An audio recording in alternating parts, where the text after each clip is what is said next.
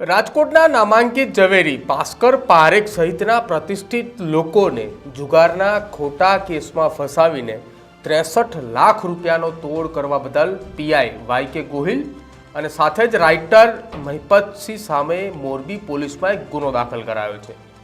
સાવ ખોટો કેસ થયાની ડીજીપીને એક અરજી મળ્યા બાદ સ્ટેટ મોનિટરિંગ સેલના એસપી નિર્લિપ્ત રાયની તપાસમાં મોટો ધડાકો થયો।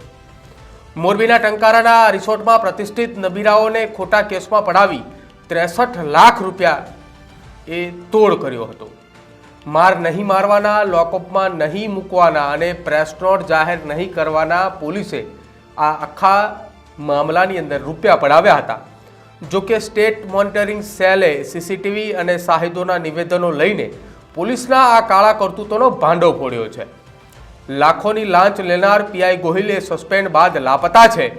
જો કે રાઇટર મહિપતસિંહની શોધખોળ પણ ચાલુ છે અને રાજ્યના પોલીસ તંત્રના ઇતિહાસમાં 63 લાખનો તોડ થયાની તપાસ બાદ ફરિયાદ દાખલ કર્યાનો પ્રથમ બનાવ બન્યો છે।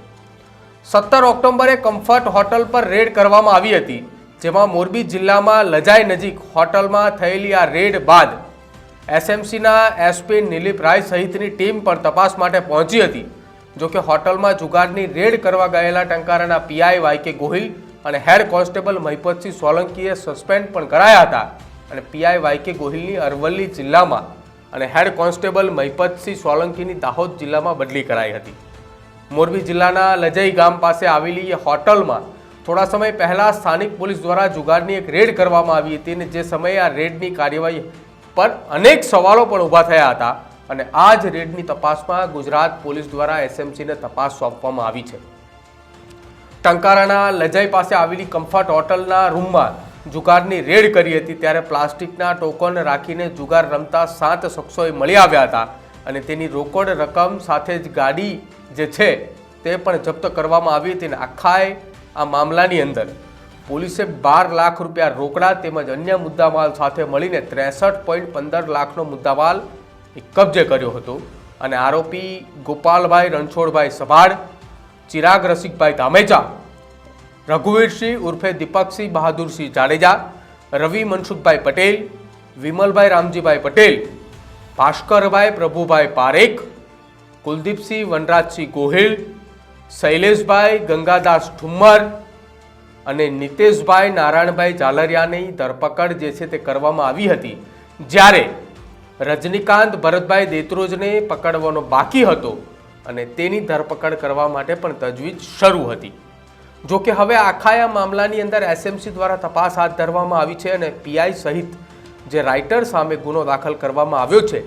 આખી આ ઘટનાને લઈને મોરબીના ટંકારાના ધારાસભ્ય કાંતિ અમૃતિયાએ શું કહ્યું એ પણ સાંભળી લો। આ રાજ્યના મુખ્યમંત્રી અને ગૃહમંત્રી ને એક તો અભિનંદન કે સરકારનું વલણ કડક છે અને પ્રજા સુખી તો થાય કે સરકાર કડક હોય, પોલીસ ડિપાર્ટમેન્ટ કડક હોય, કોઈ પણ માણસને રાજકીય માણસ હોય કે અધિકારી હોય ખોટો કરવાનો કોઈને ટેકો આપ્યો નથી અને ટેકો હોય તો હાલે નહીં। પણ અત્યારે અમારા મોરબી જિલ્લામાં મને કહેતા આનંદ થાય છે કે ખૂબ જ કડક હાથે અમે કામ કરી અને કરવાના છીએ પણ।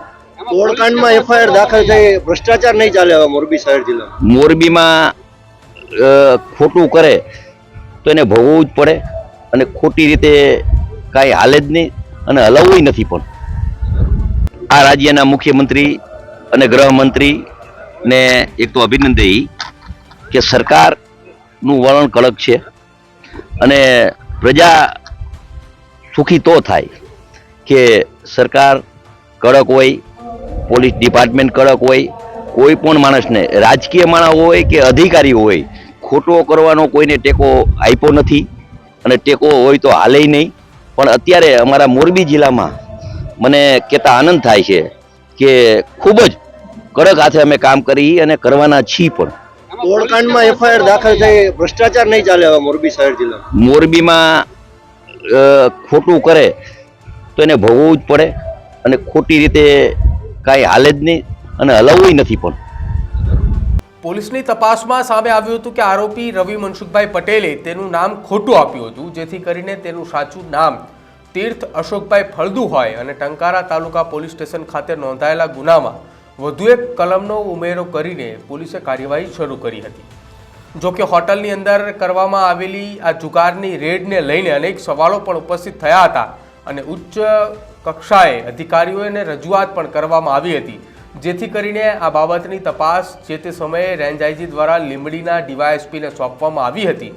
જો કે પોલીસના આખા મામલે ગુજરાત પોલીસ વડા દ્વારા આ ચકચારી જુગારની રેડ બાબતે એસએમસીને તપાસ સોંપવામાં આવી હતી અને તપાસ બાદ એસએમસીના એસપી નિલીપ રાય, ડીવાયએસપી કેટી કામરિયા સહિતનો કાફલો કમ્ફર્ટ હોસ્પિટલ ખાતે પહોંચ્યો હતો અને સતત 9 કલાક સુધી જુદી જુદી બાબતોએ તપાસ હાથ ધરવામાં આવી હતી અને આખી આ તપાસ બાદ મોટા ઘટસ્ફોટ પણ થયા હતા અને આખા આ મામલાની ઘટસ્ફોટના અંતર્ગત કુલ 2 રકમો સામે આવી રહી છે.